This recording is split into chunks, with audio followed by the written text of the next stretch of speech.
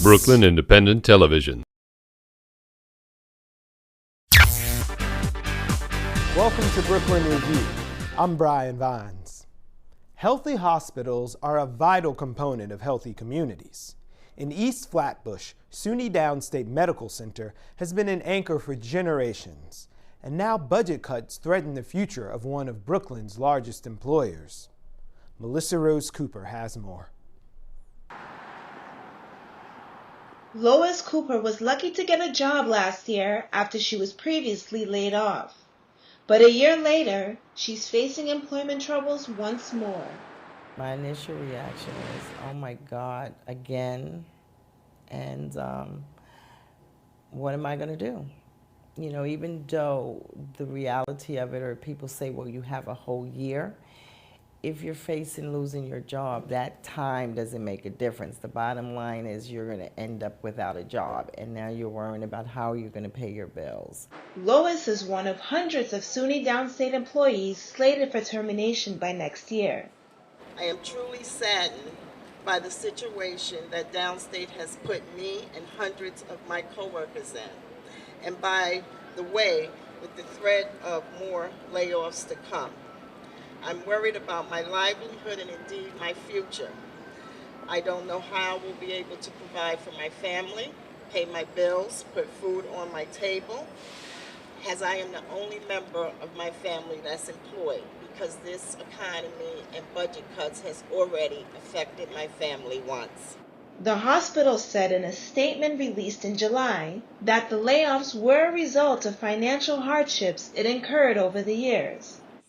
But workers, community leaders, and politicians say there has to be a better way to fix these economic woes. We understand that SUNY Downstate and the city and state and America are in a tough fiscal climate, but cutting jobs and services is never the answer. Brooklynites have been hard enough by this economy, so we need to be creating jobs, not cutting them. In an effort to fight these job cuts, over 10,000 Brooklyn residents signed a petition begging Governor Cuomo to help. So we have to ask ourselves, what kind of standard of living and quality of life do we expect as New Yorkers? And we have to ask other questions, like what kind of city do we want to live in? What kind of future do we want to leave to the next generation of New Yorkers?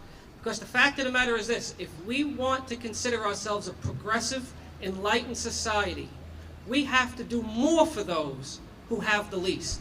And right now we're going to do just the opposite if these closures go through. Wall Street got a bailout. It's time that Downstate get a bailout. It's as plain and simple as that.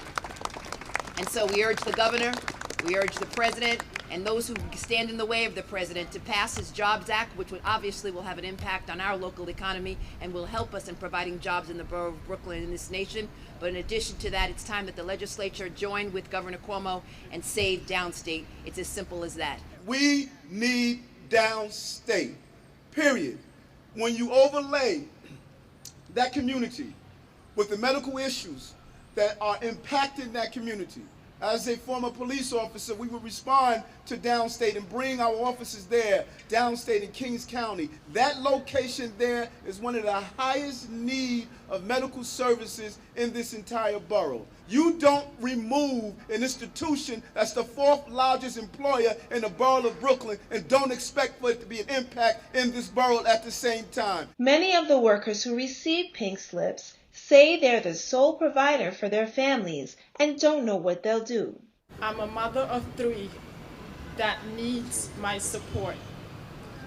How would I put food on the table, pay my rent, take care of my kids' school, and the health care that they need? Downstate said in a previous statement, we will continue to provide outstanding care to our patients, education to our students, and commitment to our research and surrounding communities throughout this process. But many who rely on the hospital for regular treatment still worry. I have chronic hypertension, so I have to get my medication. I have to see my doctor at least every 3 months for blood work and to get refills if I need them, and for him to check my pressure. So those things started running through my mind. It's unknown how many additional layoffs are in store for Downstate, but Brooklynites say they won't give up fighting. Every Brooklynite deserves the best health care that we as a society can provide. So for the sake of Brooklyn's health and economic future, let's send a message loud and clear.